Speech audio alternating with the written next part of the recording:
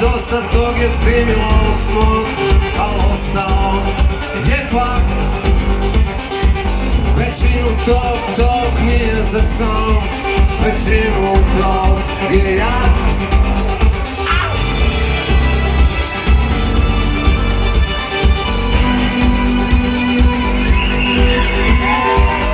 Puno tog su pistarije, većina tog je greška i neka je neko za tebe pamti uspomene, jer ogromna je šansa da ništa ne ostane.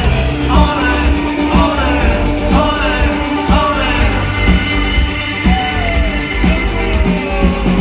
dosta tog je čuđenje, ostalo je mutno, jesi svijet. Većinom se zovu vodnje, a većina tog je apsolutno sve.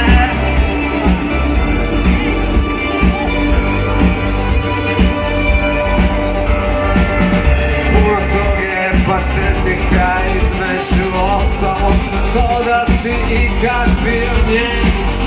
Za većinu nemaš svijet, jer većina je napisano na nerazumljiv slang.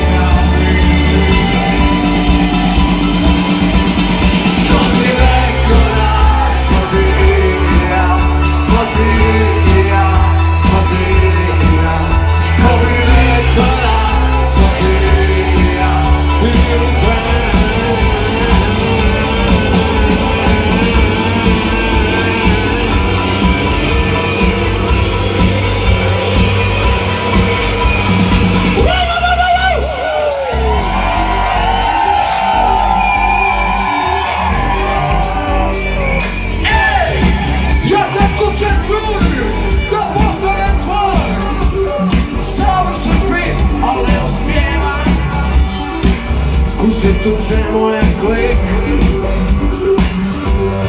htio bih znat.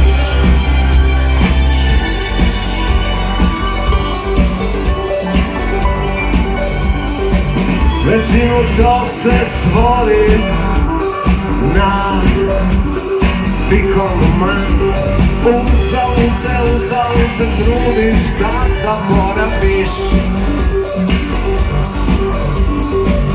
Većinu tog sam sjeban, većinu tog je bojazan, da bez tebe